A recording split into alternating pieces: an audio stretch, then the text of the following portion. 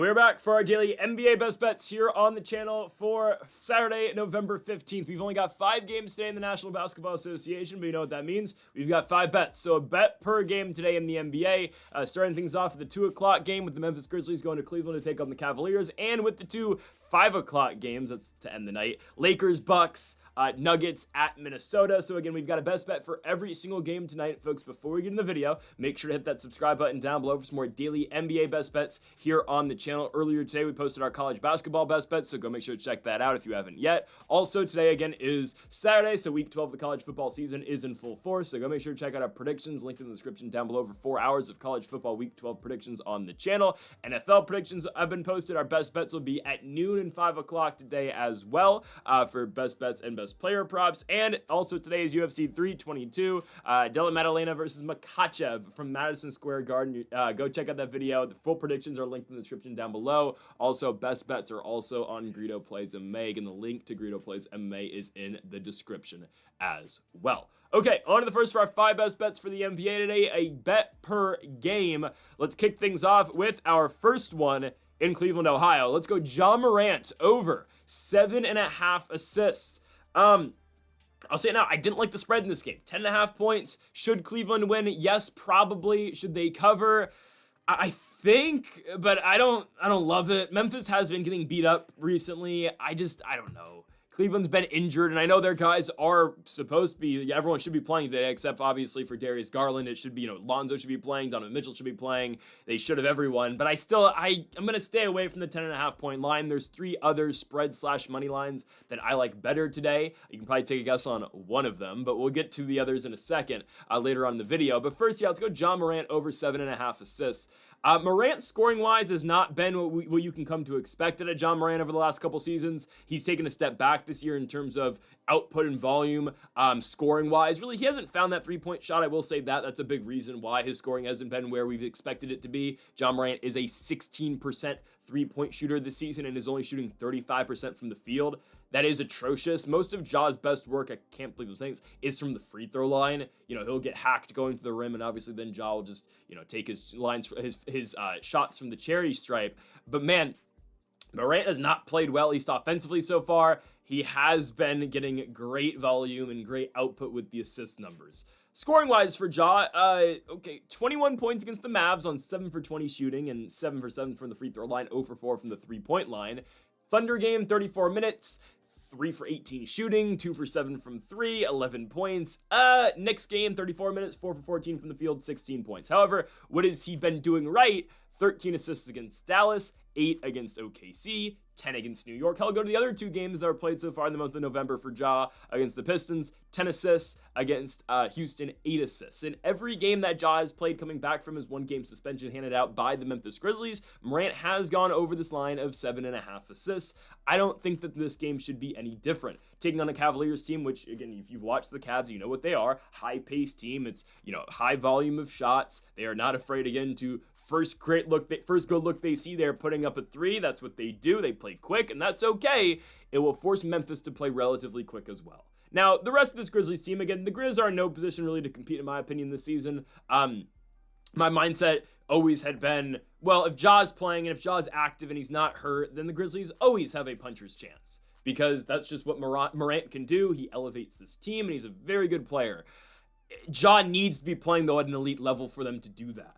He's not playing like an elite player right now, unfortunately. He's still their best scorer, kind of. I mean, he leads their team in points. I don't know if Jaren Jackson's playing all right. But other than Jaren Jackson and Ja, Cedric Howard's done a great job coming off the bench. He's been massive for them as the rookie. And Santi Aldama has actually done a decent job as well. But they do still really rely on Ja and his playmaking.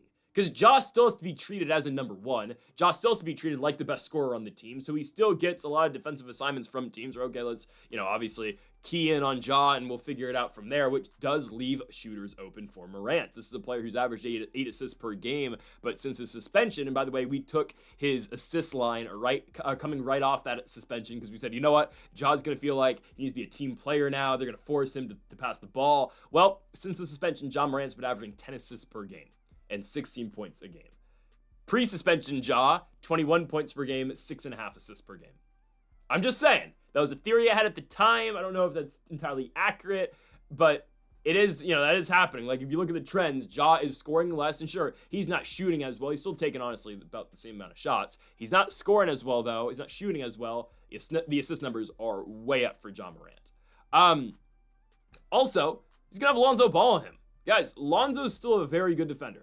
Ball does not get the credit for what he does still. I get it, Lonzo's not a big-time scorer anymore, and you don't always see his big numbers on the stat sheet. In all fairness, last game in Miami, Lonzo did score 15 and have 8 assists, so how about Zio too? But still, Lonzo, again, you might not look at Lonzo Ball like you once did coming out of UCLA and his high points with the Chicago Bulls that one season, and obviously he was out for 2-3 years, and now he's back, and I'm glad Ball is playing once again.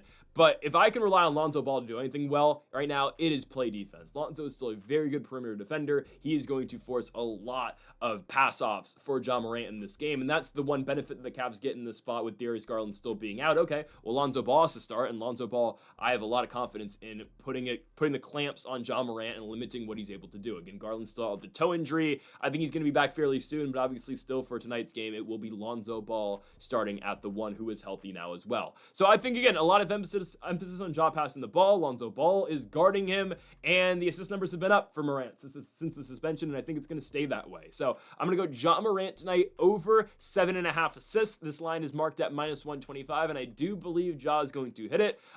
Scoring-wise, don't really care what he does. We'll see, but I think, again, Ja Morant over 7.5 assists should be fine. He's done it in every single game so far coming off the suspension. Let's do it again today on the road in Cleveland, Ohio.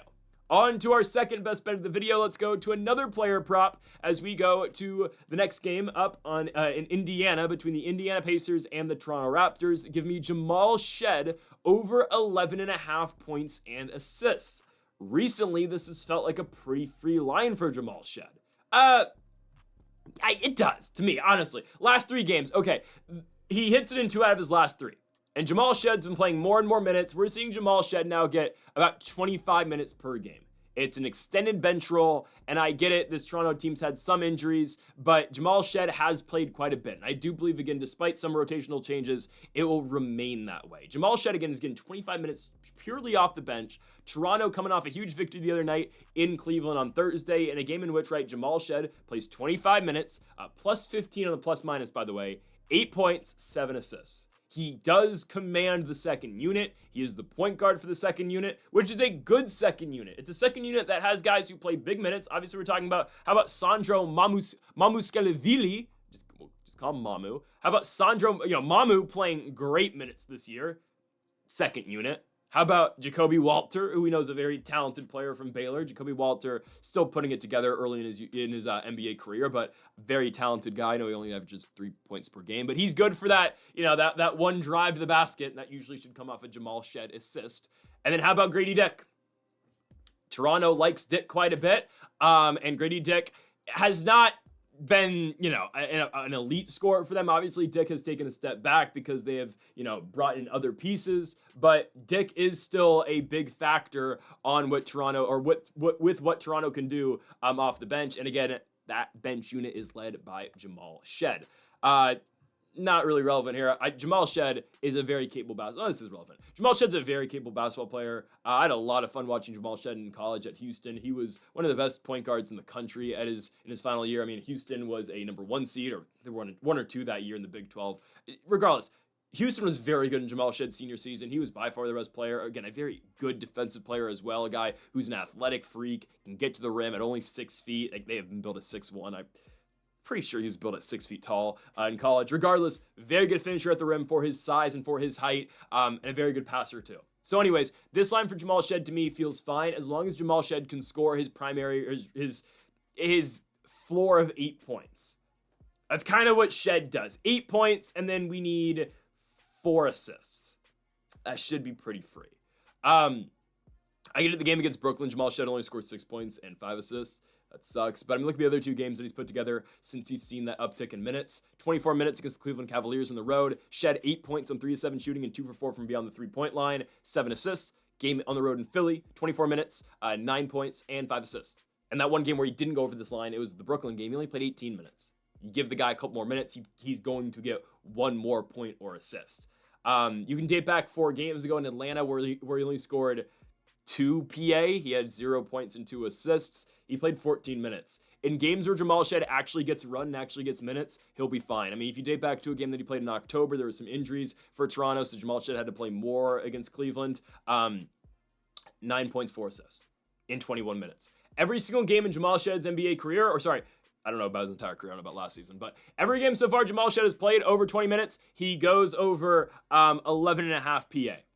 And he does it fairly easy. Don't forget, too, last season, I know, again, Toronto has, really beefed up the rotation. They've brought in a couple guys, obviously. There's way more scorers in the team last year. I know, again, Toronto had Brandon Ingram, but Ingram never actually played in a game for the Raptors. And now, obviously, Colin Murray-Boyles is here. It's a different rotation, I understand. Toronto actually, has put somewhat of an emphasis on winning now, which is great. Mamu scoring quite a bit, too. But don't forget, last year, Jamal Shead, second half of the season, was averaging about 11, 12, 13, 14 points per game. He was a big-time scorer last year in the second half of the year for Toronto, and I get it, right? No Brandon Ingram, different rotation. They shut a lot of guys down last season, but this is a very capable scorer, and it's a guy who should easily go over this line, in my opinion. Jamal Shead's going to find a way to get 4 or 5 assists. Can he get to 8 points? I pretty clearly think he can. As long as he gets the minutes, and that's really the biggest factor. As long as Jamal Shead gets the minutes and gets the run time to actually do what he's capable of doing, I think we're perfectly fine here. Toronto's playing Indiana, which, again, love the Pacers, but this is just clearly not their year. That's okay. Second unit, by the way, Jamal Shead not going to get the Andrew Nembhard assignment. He's going to get TJ McConnell, and a limited minutes TJ McConnell at that, which means, okay, McConnell only really plays 15 minutes right now. That means Monte Morris will have to guard him as well. Because, again, McConnell's not going to play all of the second unit minutes. So, again, bring in Monte Morris. I like that matchup for Jamal Shead. Morris is an older guy. I mean, he's like 31, I think. But regardless, right, Morris is 30. But still, Jamal Shead's a lot quicker off the first step compared to Monte Morris. And even the McConnell matchup, I don't mind it either. I think we should be fine all around here. And unfortunately, Indiana's just not a good team this season. They're 1-11. That's okay. Let's take advantage of it here. Let's take Jamal Shead over 11.5 points and assists at -130. Yes, I looked at the Andrew Nembhard line today. The books have changed it. Okay, we've gone with Nembhard in the last couple of days. The books have finally adjusted their line. They've understood the assignment about how good Andrew Nembhard is. Unfortunately, that means now we have to pivot. Let's go Jamal Shead over 11.5 points and assists here on the road in Indianapolis against the Indiana Pacers.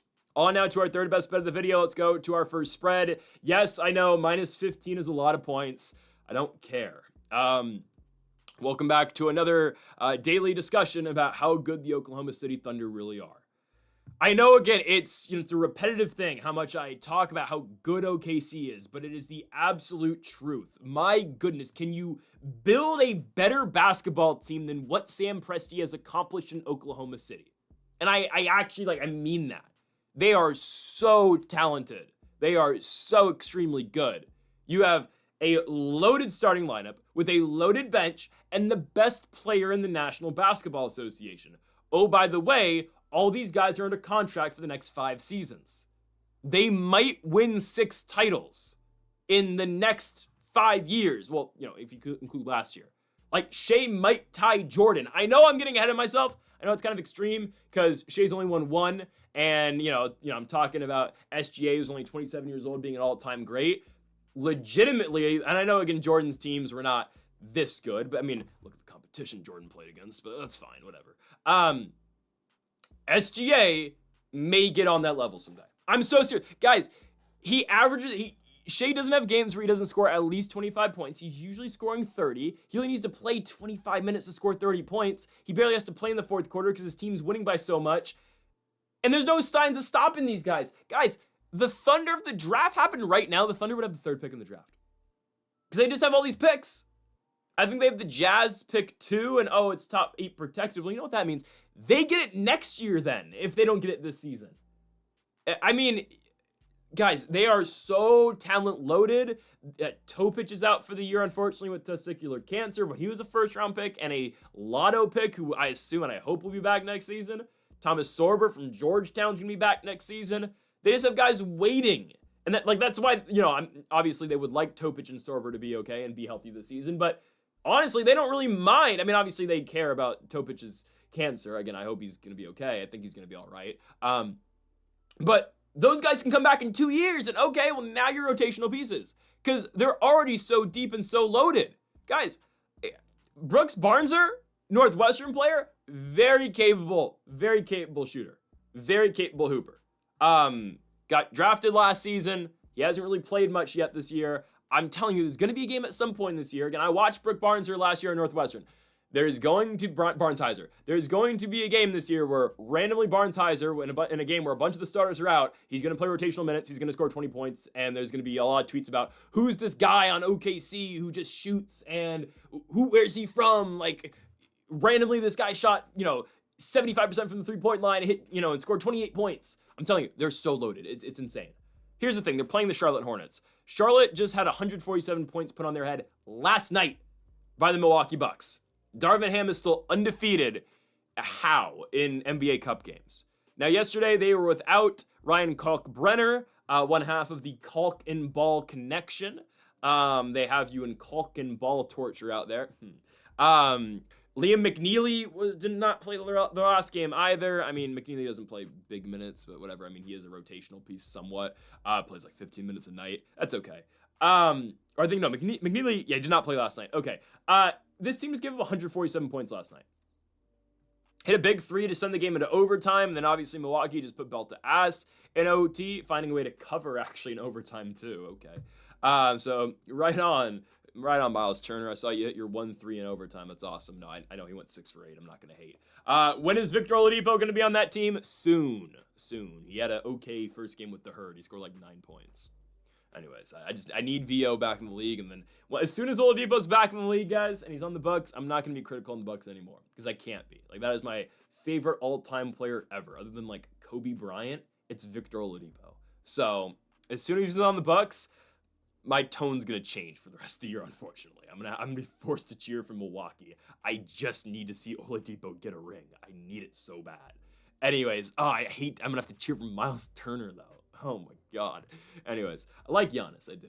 Anyways, though, Charlotte just played an overtime game last night. They're already undermanned. Obviously, no Brandon Miller. Kalkbrenner doesn't play last night. McNeely, who plays rotational minutes, did not play either. Your starters had to play pretty big minutes. All your starters played 40-plus minutes, and now you gotta play OKC? Destined for failure tonight. Destined for failure are the Charlotte Hornets. Guys, I see the script already. I know what this game is. And I know OKC's got a bunch of injuries. Lou Dort might not play. Aaron Wiggins will not play. J-Dub's still out. When will J-Dub return? I don't know, but I'm sure OKC's seeing this and saying, well, we're kind of 12-1 without you. And then we know we're trying to probably win 75-ish, 76 games this season. You can return. When's our next tough game? November 23rd against Portland. Like, just because we want to get back at them. Guys, OKC plays Charlotte, New Orleans, Sacramento, and Utah 4 straight games. They're going to be 16-1. And guys, I'm telling you, they're going to break the wins record this season. It is absurd. But I'm already seeing the script tonight. I'll tell you exactly what it is. Okay, the Thunder are going to be up 25 points at the end of the third quarter, 30 points at the end of the third quarter. The Hornets are going to be gassed. They played on back-to-back nights, played an OT last night in a cup game. SGA is already going to have 33 points at the end of the third quarter in only 25-ish minutes. He gets to sit the fourth, and the Thunder win. And here comes Jay Will. Here comes Cason Wallace. Like, oh, you don't got to see the starters anymore? All right. Cason Wallace is the starter. Here comes AJ Mitchell, Isaiah Joe, who shoots like 45% from the three-point line. Here comes Cruz that doesn't really play in those, garbage time minutes. Here comes Jalen Williams, right? Like, just, it's absurd what this team has. And yeah, J-Dub's still not even back. Oh my goodness. Yeah, like, again, like, am I saying SGA is Jordan? No. Am I saying his legacy, though? Maybe that. I'm telling you, he's just gonna keep winning. I don't dislike it. I mean, I like the Lakers. I want the Lakers to finally win some, but I've just come to I've accepted it. They're never beating OKC. It's just how good this team is. Thunder minus 15 to absolutely put belt to ass to the Hornets. This could say 21.5. I'd still take it. I would. Give me OKC. Next up, pick'em game. Milwaukee and the Lakers. You might be questioning, where are you gonna pick this game? Bucks on the road might be difficult. I don't know. Second night of a back-to-back for the Lakers. Possibly, we going Milwaukee tonight? No. Until Victor Oladipo is actually on the Milwaukee Bucks, I will continue hating. The second Victor Oladipo, I see a notification on my phone from Shams Charania that Victor Oladipo has been signed. The Milwaukee Bucks have selected the contract of Herd G League shooting guard Victor Oladipo, former two-time All-Star Victor Oladipo. Until I get that notification, I'm going to keep hating on this team, okay? Keep hating on this team. I think the Lakers win. The Lakers win. Milwaukee last night, it's weird because I did not expect the Bucks to be anywhere close to what they are this year. This is a team that has been great offensively so far this season. Kyle Kuzma randomly dropped 29 points. I'll guarantee you that's not going to happen in back-to-back games. But the unsung hero for Milwaukee this season is Ryan Rollins. Because Ryan Rollins came into the year as the backup point guard. It was supposed to be Kevin Porter Jr., and KBJ is still hurt, but KBJ is going to be out for a very long time. And even when he comes back, he's not starting over Ryan Rollins. Ryan Rollins has firmly established himself as the starting point guard for the Milwaukee Bucks. That's great. Again, Ryan Rollins is a 17 points per game scorer this season. It is absurd. He's automatic from beyond the three-point line. This is a guy who was at Toledo, drafted 3 years ago, never has been a big impact player in the league. Well, he is now, and he is a starting point guard for the Milwaukee Bucks. This guy was in Golden State. He was at Washington. Here he is now with the Bucks. It's absurd. He's been here for the last 3 seasons, and now he's finally making an impact. So the Bucks game plan is pretty simple. Give the ball to Giannis. If they double him, if they pack the paint, okay, we've got everyone who can shoot. Now, here's the thing. This is why the Lakers are going to win tonight. Miles Turner, they had an absurdly great shooting night last night. That's not going to repeat itself, okay? We're just going to play the trends. We're going to play, what should happen. Miles Turner last night went 6 for 8 from the three-point line. Only shots he took were threes. Where was that in the NBA Finals, pal? Miles Turner's averaged 20-something points in the last 5 games. What is it? It's 18 points in the last 5 games, but I can't believe it. Where was this in the NBA Finals, pal? You suck. Anyways, that's not going to repeat itself tonight. Kuzma scoring 29 is not going to repeat itself. Ryan Rollins, normally I'd say, Ryan Rollins not going to shoot 4 for 6 again. He will. That's just what he does. Bobby Portis, 2 for 4 from the three-point line. Gary Harris is playing rotational minutes now. What? This bogus three-point line is just not going to happen again. 20 for 34 from the three. Come on now. I know the Lakers don't play the best defense. I don't think this is going to happen. Now, Giannis yesterday, 25 points and 18 assists. It was surprising Milwaukee didn't win the game in regulation. Con Knuppel, obviously, with a 3 to send it into OT. Giannis again, 18 assists. That's just what happens when a team says, all right, you're not going to beat us. Everyone else has to. Don't get me wrong. JJ Redick and the Lakers are going to do the same exact thing. I just don't think Milwaukee gets that hot from beyond the arc, especially because look at all the minutes these guys played last night. Giannis played 40, Kuzma played 40, Miles Turner played 35, Ryan Rollins played 35. A lot of minutes going around yesterday. Lakers, I know they had to play somewhat of a competitive game, at least towards the end against New Orleans, but a win is a win is a win in the NBA. I don't care how they get it done, they win. Grateful that they got the victory. Winning the game by 14 points. Yes, they had to play Reeves and Luka pretty late in the game, but they dominate and they cover the spread as well. I think they should be fine. I think they should. Luka did play 40 minutes too. I think they'll be okay. I think they will. Because honestly, guys, I still think the Lakers are better than Milwaukee as a whole. I think the Bucks, they can have explosive nights like they had last night. I know Milwaukee's record so far this season is 8-5, which is a lot better than I thought they were going to be this year. Don't forget, 2 games ago, they just did lose to the Hornets as well, though. Like, if you can take away Giannis as much as possible, and those other guys just don't have great nights, like, the one guy I can expect, and I know he's going to have a good night shooting, is going to be Ryan Rollins. But if Miles Turner, which, Turner's not always going to have good nights, okay? Trust me. I've watched enough Miles Turner basketball over the years. He'll do his cool blocks, but he will have ice-cold nights from beyond the arc, especially after he does something like he did last night against Charlotte, where he went 6 for 8. So you can expect way less shooting tonight out of Miles Turner, way less hit rate, obviously, out of Miles Turner. Kyle Kuzma's not putting up 30 points again. That's just not going to happen. Yes, Rollins is going to show up, but I think we're going to be okay here with the Lakers. Los Angeles with a big victory last night over the New Orleans Pelicans. I get New Orleans is 2-10, but that felt like a classic Lakers trap game. I'm getting a little concerned about the lack of production out of the bench, and I'm getting a little concerned about the fact JJ is just playing the starters. He's playing the starters plus Laravia. I'm like, Vando's playing a little bit. Vando's playing 10 minutes a night. Dalton Connect is playing a little bit, and Jackson Hayes is back on. He's back on the hot seat of sorts. I mean, he's back in the doghouse for JJ Redick. He's playing 8 minutes a game again. Whatever. this should figure itself out when LeBron comes back, and he's going to come back on Tuesday against the Jazz. And we said those either this Tuesday or next Tuesday was one of two return spots for LeBron. He decides this Tuesday, so it's great. When LeBron comes back, we'll go back to our 8-man rotation of obviously the starters: Luka, Reeves, LeBron, Rui, Aiden, and then our 3 bench guys likely: Marcus Smart, Jake LaRavia, Jackson Hayes. And then Vando will play in some spots when we need a defensive boost, and Dalton Connect will come out when we need an offensive boost, but we don't really get that offensive boost from him. And then obviously Kleba, Thiero, and Bronny James are just our reserves. We'll be fine. I'm going to take the Lakers here, though, to beat the Milwaukee Bucks. Again, LeBron's return is looming. And I do think the Lakers actually win the second out of a back-to-back. I believe so. I don't think Milwaukee's that good. I think they're, kind of overrated. And I think, if they don't have a good night shooting, Lakers should win. So give me AR and Luka to win this one on the road, -110 even money against the Milwaukee Bucks. On to our final best bet of the video, we go to Minnesota. Minneapolis, Minnesota to be exact, for the Minnesota Timberwolves and the Denver Nuggets. As of 1:30 in the morning, Minnesota's a -125 favorite. I have a feeling this might change because I don't know if Jokic is going to play.